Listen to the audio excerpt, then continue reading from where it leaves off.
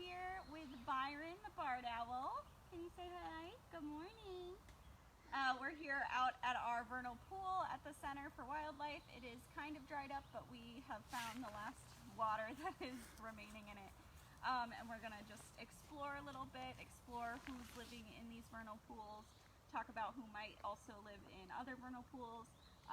But we are going to be hanging out with Byron today, so as always, ask any questions that you have about him, and we'll be happy to talk to you guys about his story.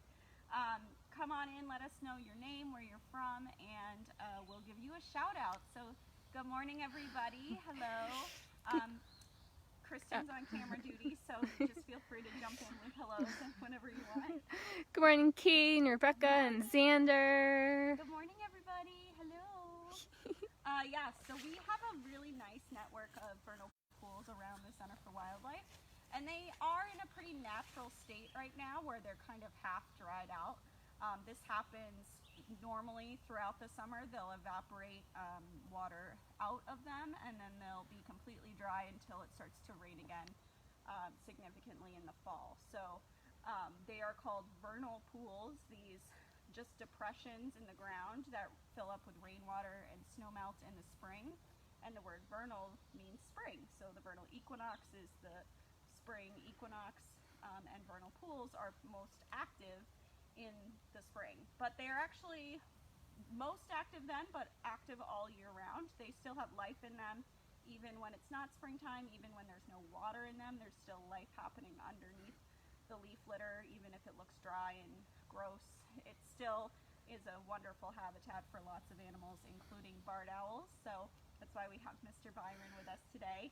He, as a barred owl, would rely heavily on vernal pools for food, for the habitats surrounding them, like our forests that we have here, and wetlands in general are a wonderful place for barred owls to find food. So they love to eat things like amphibians, salamanders, frogs, things like that, especially when they're breeding, feeding their babies. They need a lot of extra calories, and that just happens to be the exact time when all of those animals are returning to our vernal pools to breed for the spring.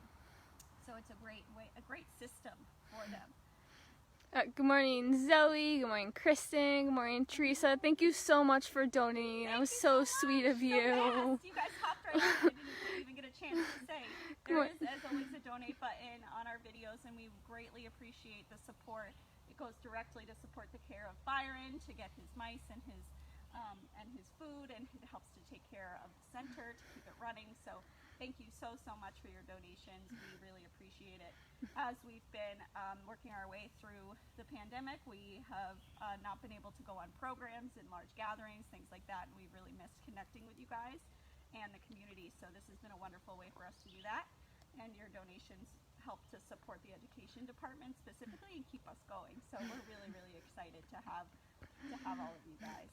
Good morning, Penelope. Good morning, Ryan. Good morning, Julia. Good morning, everybody. Good morning, Rebecca. Oh, that's cool. They heard a barred owl the other day on their canoe trip. Yes, so barred owls are known for being very loud, very chatty birds. They are not particularly nervous about people. They'll live in close proximity to people in semi-developed areas. They are known to be found in schoolyards, people's backyards, town parks, things like that. Any place where there's a little bit of forest and food for them to eat, and they'll eat pretty much anything, they can thrive.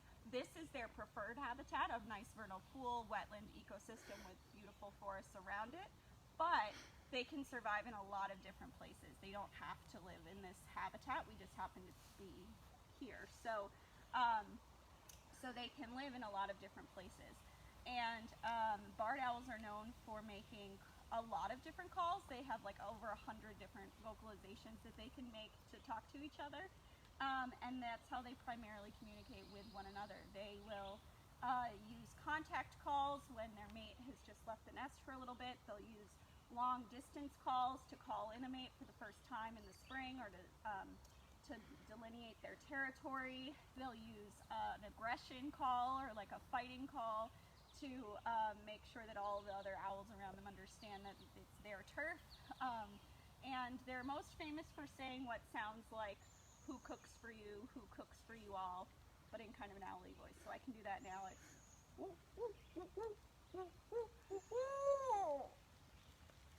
Is it raining? So it's just drizzling now, and Byron actually loves the rain, so this is perfect.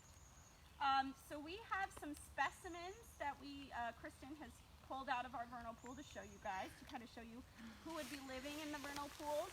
Vernal pools are really great because they dry up. So the fact that they actually dry up is essential for a lot of our animals to survive that live and need the vernal pools. The fact that they dry up for part of the year means that they can't support fish life, and fish tend to be predators of any eggs or larvae of amphibians and insects. So those animals will prefer to lay their eggs in the springtime in a body of water that is going to allow their babies to survive, which means no fish. And that's why vernal pools are such great ecosystems for those animals. So Kristen has found some tadpoles here. Those are bullfrog tadpoles. I think they're wood frog. The wood frogs are actually, they're really big. Even bigger.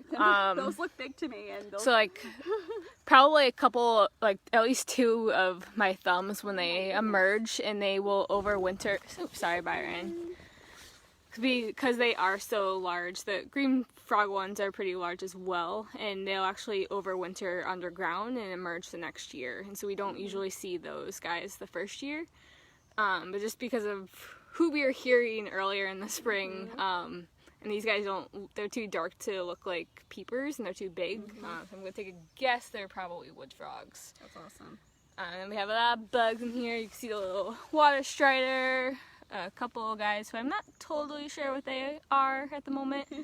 I just know they're not fairy shrimp, which are one of the tadpoles going for them now.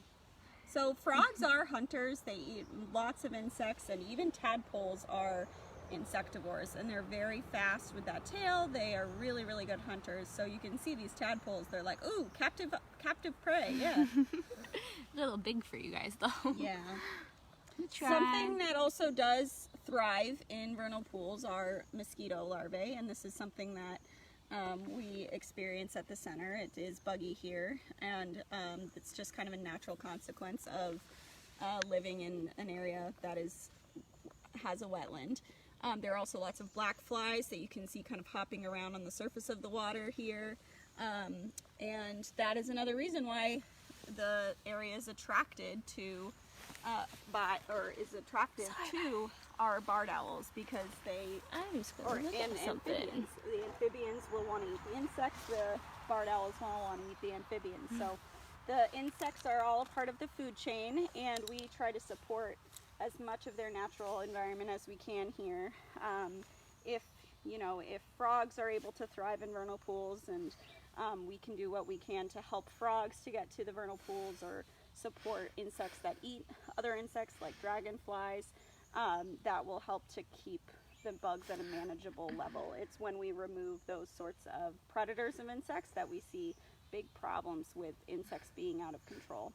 So a great example is bats. Bats eat lots and lots of insects, not as many mosquitoes as they're often given credit for, but they do eat mosquitoes occasionally, and it's not a surprise that we see an increase in mosquitoes and mosquito-borne illnesses when we see a decline in our bat population. So everything is connected, and we always try to support the predators and the prey so that they can all survive.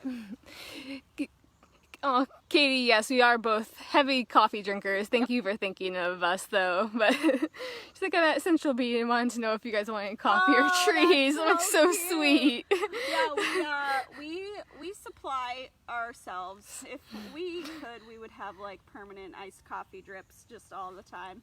That's the great thing about iced coffees. You can just drink it super fast, and it's like a immediate caffeine rush. But yeah, we're both big coffee drinkers. Sometimes too much. Yep. Kristen gets a lot of flack at the center for being a Red Bull drinker too. Hey, it's caffeine. It's caffeine, and we like to tease her about it, but at the end of the day, it's caffeine, and it's getting us through the day. So I was just grabbing, the reason why I went over, I was trying to figure out one of these bugs, and I think it's one of these guys, one of these water boatmans, and it's this little guy. Oh, look at him! He's so cute. Yeah. He does kind of look like a little boat. Oh, what's the, that's not actually a bug. Oh, maybe it is. Do we have the little shrimpy guys? I haven't seen any fairy shrimp, no. No, I mean those ones that look like shrimpies. Do we have any pictures of them? I don't know what they are. I don't know what they are either. They look shrimpy, but they're not very shrimp. Like, they look like a shrimp. I wonder what they are. If anyone knows, please comment. We do see them a lot. Trying to find one. Thought I had one of them that was just starting to get legs, but I might have put him back. One of the frogs? Yeah. Oh my god, that's so cool. He had the tiniest little legs. There's a lot of these guys in here right now. So I put a couple scoops in, and that was a lot of what I got, so we'll put most of them back. But and all these guys will go back when we're yeah. done here. That's one of the great things about being able to have our vernal pool here is we can, oh, I see a little frog. I see him, he's right in that little inlet right there between the grasses. So the really cool thing about these frogs is sometimes you don't see them until they move because they blend in so incredibly well. Hi, he's just hanging out. He's content. You're a good boy. You're such a good boy. He's like, I'll hang out in the rain. Yeah, so we do have some water striders. Thank you, Perry. Yeah, thank you. Yeah, we see those a lot, especially here and then in our pond near our office. We see them frequently. Oh Back my in the goodness! water. Hi, little guy. Oh, they're so cute. So these guys are fascinating, and we're so excited at the new center in the nature center to be able to offer a vernal pool exhibit with some live specimens in there. So we're hoping to be able to have larvae and frogs and salamanders and all sorts of amazing amphibians, because it's really an area that we haven't branched out into yet. We have the reptiles, but we don't have the amphibians. And a lot of people will ask what's the difference between reptiles and amphibians, and they primarily differ in the way that they develop. So frogs, salamanders will go through these stages of development. So if you see these frogs, clearly don't look like adult frogs. They have tadpoles and then pollywogs and things like that. And then when you see a little baby reptile, it just kind of looks like a mini version of its parents. So that's one of the main differences. The amphibians also are known for having slimy or moist skin. They do a lot of absorption through their skin of oxygen, and they can also absorb chemicals into their skin. So if our water is contaminated, it often will show up in our amphibians first that it's a problem. We call them a bioindicator species a lot because you'll see issues from tainted water in frogs and salamanders before you'll see them in other species. And obviously reptiles are known for having scales, and they have that hard layer to protect their skin. Oh. Hi! Oh, I see him. Do you see him? Yeah. So we have a bullfrog out there who's making a bunch of noise. That's so cool. What's awesome about the pool is, especially in the spring when all the wood frogs are congregating here after they've made their migration to the pools, they'll all start talking. They make a lot of noise, and the wood frogs and peepers especially make a lot of noise. And when we first come over to the pools, they'll shut up. They'll be like, oh, there's something over there. And then if you just wait a beat, you wait like a few minutes, they'll all start talking again, and you can sit amongst a beautiful chorus of frog calls. And a lot of people don't realize that frogs are migratory. So in the winter, they'll actually go upland a little bit to areas where they can hibernate for the winter. They actually will freeze almost completely solid in some cases, and or they'll go underground or under leaf litter to be protected from the cold. and then they'll come back to these lowland areas in the spring when they want to breed. And we often will see that happen on one of the first warm, wet nights of spring. So once it gets up past that freezing mark, once we have some nice warm nights, usually in that time you'll see lots and lots of frogs crossing roads, migrating back to their vernal pools. We call it big night, and it is a great night to keep your eyes out and help amphibians across roads if you can. Sometimes we'll do that here. We'll help amphibians cross this big mountain road here at the center to get them successfully into their vernal pools, because just like everything, they are impacted by our roads as well. You're okay, bud? Did I move? I'm sorry. You're so sweet. Okay, so they would normally like tadpoles in the wild. We've tried to offer them as enrichment to Byron and Fern, and they don't care. They're very well fed. So yes. These guys in captivity get fed every single day, and that is not always the guarantee in the wild. These guys have to hunt for their own food. They have to spend calories to get calories, and our guys just get fed their food on silver platters pretty much. So when we offer them extra food, they don't always go for it. They also have their preferences. So like sometimes our owls will like to eat a variety of foods, and we try to offer them to them. But we, for example, offered these guys chicks for a while, and Byron wasn't a huge fan of them. But we always try. They develop their preferences, and when they don't have to be eating everything, they can afford to be a little bit picky. Good morning, Claudio. Good morning, Dad. Hi. Good morning, Michelle. We miss you. Something I wanted to point out is the water line here. So we are actually in a pool that is half evaporated and is still half here. So if you pan around, you can see the gray leaves. That's where the water was all the way up to this spring. And you can also see it on this plant here. So that's how this bush. Oh, yeah. You can see how deep the water got during the springtime when all that snowmelt was coming and gathering in the pool, and all of the rainwater was coming together in the pool. That's how deep the pool actually got, and that's how high up the water line went. And all this evaporation has happened in this summer season, has happened since the spring when we had our peak rain. And this is a normal progression for a vernal pool, and usually over the course of the entire summer this will continue to evaporate out. But it doesn't mean that there isn't still amazing things going on in this dried out portion. A lot of amphibians and insects lay their eggs under the leaf litter, and as long as they stay somewhat moist, they usually are fine. And even in the winter, you'll see tons of arthropods and insects spending their winters in this leaf litter and actually being protected from the cold by burrowing down. A lot of things like springtails and all of those winter insects that we see coming out and hopping around on top of snow, they'll spend the coldest times of winter underneath leaf litter like this. Really cool. Katie commented how sweetly he keeps looking at you. He is a sweetie. They all do that. They all just stare at the person who's Who's talking closest to them. I love that it looks that way. It's not affection.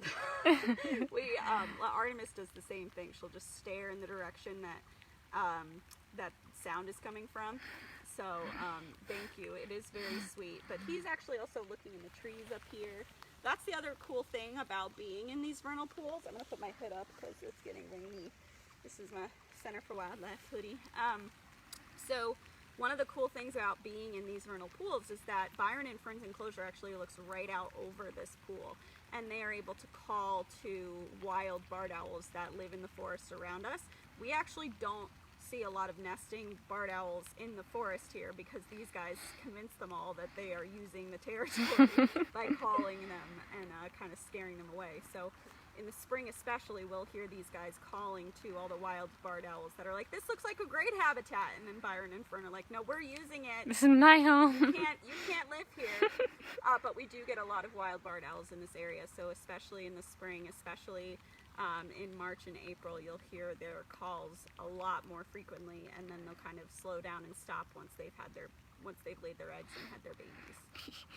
Hi, Mom. Hello. Good morning, Theo. He is Hello, very good handsome, morning. Perry. Good morning, Ashley and Charlie from Portland. Hello. Good morning, Katie and Megan. Hi, everybody. Perry, are vernal pools protected in your area? They are in mine. Yeah, so they are still considered like a habitat that we want to conserve. They are very important and managed.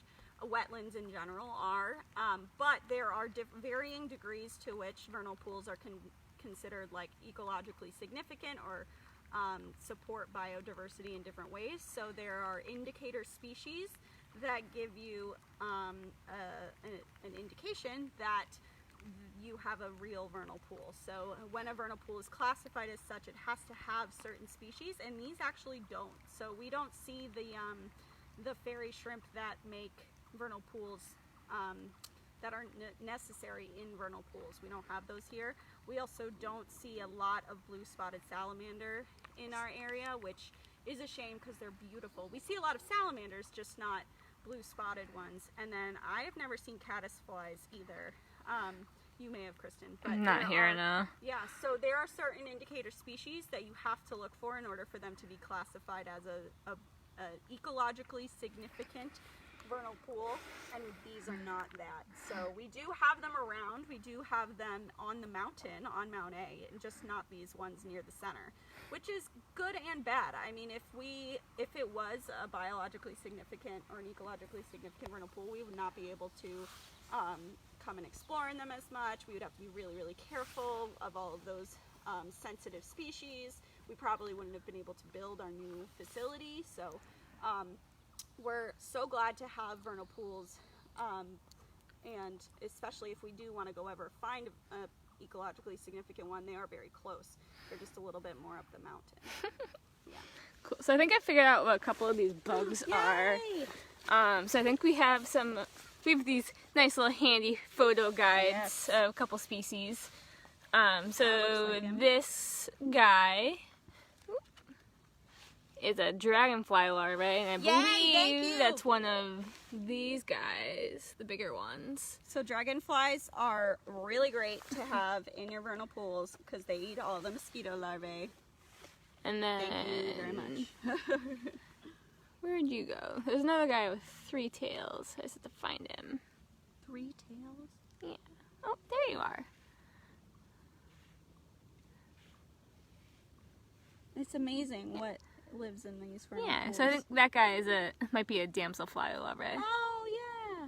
But it's cool because you see, throughout the season, you will see different species more often than not, and actually there's species that do actually breed in them in the fall. Like we don't have them here, but like marbled salamanders will breed in these vernal pools in the fall. They'll lay their eggs in a dry depression, and then once the water comes back in the fall, they'll hatch. And they're pretty cool. So you get to see different things all year long. Yeah, they have demographic shifts as like certain predators are hatched, and then they eat other prey species. But I'm loving these dragonflies. Thank you. Yeah, and some towns will offer like dragonflies larvae that you can actually put yourself in vernal pools, and we've looked into that in the past, and whether or not you do it is, there's somebody out there doing something. What is that? Is that a bird? I saw it yesterday and I was trying to figure out, like I heard it splash, but I couldn't see it. We have some interesting happenings going on.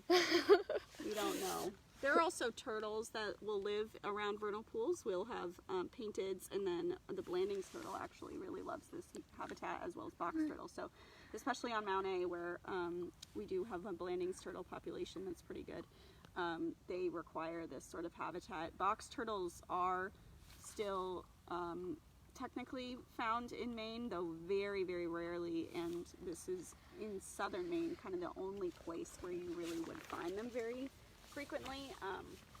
So if they were going to be around, if box turtles were going to be around, it would be in this habitat around southern Maine. They're incredibly rare, though. Yeah. Good morning. Hi, Robin, we miss you. Is that Robin Kern? Yeah. Hi, we're in the vernal pools. We miss you so much. We usually do a wetland walk with Robin of Mount A to their actually ecologically significant vernal pool, which I think is dried up like ours right now, but we miss you. We were supposed to have breakfast with the birds this weekend, but you know, communal food and gathering isn't something we can do right now. Rebecca says there's a wonderful survey of vernal pools in the Fells area just north of Boston. Pretty cool area with many documented pools in a relatively urban area. That's awesome. Yeah, there are a lot of surprising wetlands, and it's really interesting to see how humans have kind of figured out, you know, just for cost-effective reasons, like, okay, we can put a house here, upland, but down there we'd have to fill it in, and that's a whole nother thing. And so it's actually, a lot of times, it's not really cost-effective to build near vernal pools. But then, as we become more and more like constricted for space, it is something that people look into. And we always recommend trying to advocate against putting roads near wetlands, developing near wetlands, because all of these species are so important.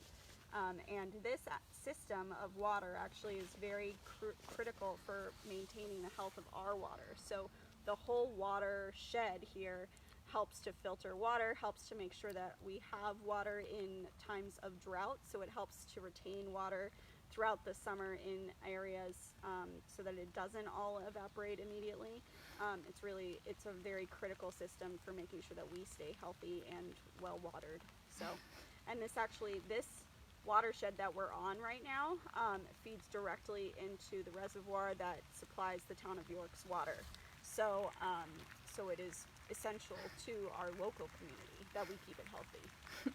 Sorry, Jen, I'll try not to talk as close to the phone. It's just as I was moving around. Yeah, trying. It's a little damp, as you can see, because of the rain. So just trying to find a spot as I'm moving around. But sorry about that. And we're trying to show you guys all these amazing little bugs. These are a couple other species that you can see. Some cool bugs, some fairy shrimp, which are those guys that you really need to have. I can't think of anything that looks less like a fairy. Fairy shrimp. Wood frogs. These guys are the first frogs that we'll hear in the springtime. As soon as that ice starts to melt, they're the very first ones to be laying eggs. It's only with a couple days span too, which is pretty cool. The eggs. The spring peeper. You can tell them they're really tiny. They have a tiny little X on their back. The spotted salamanders are pretty cool. They're really large, about the size of my hand. We do have those here. We do see those guys. Their eggs, which are a little bit more foggy, where the wood turtles are gonna be pretty, or the wood frogs are gonna be pretty clear. The spotteds are pretty spotty when you see them. Larvae. And those are the blue spotted that Katie mentioned earlier. They're just so pretty. Sometimes we usually don't see these full spots though, because they will try to reproduce and hybridize with our Jeffersons, which are not as pretty. They're just kind of brown and blackish gray. Hi, Froggy. But those blue spotted are really pretty. Yeah, they're my favorites.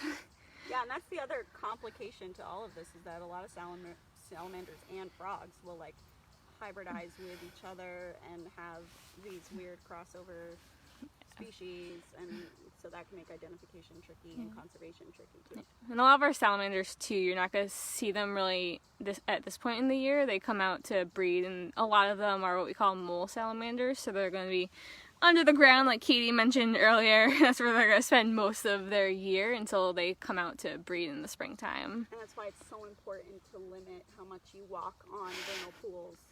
There are rocks that we kind of hop-skipped. But just limiting how much you, even the dry sections, that you interact with the vernal pool, because you can be stepping on something without realizing it, even if it's just eggs, or it could be a salamander too. So. Yeah. Right, Byron? Thank you guys so much for joining us. If you have any other questions, please let us know. But we're going to head back. My leg is falling asleep, so we're going to try to get out of here. I'm sure these little tadpoles want to go back home. We're gonna So put everybody back to their respective homes. But we will see you guys all tomorrow. Sarah will be seeing you guys all tomorrow, and we will certainly keep in touch. But thank you guys so much for watching. and I believe tomorrow we have with Dan Gardoki with Lead with Nature, and so cool. and Kristen Lamb doing I believe it's bird calling. That's awesome. I believe that's at 9 a.m. So that'll be really exciting. Yeah, we have a little bit of a different lineup tomorrow, but definitely worth keeping our eyes open for. Yeah. Thank you guys so much. We'll see you all later. Have a great rest of your day and week. Bye, Byron. Bye, Byron. Bye, everyone.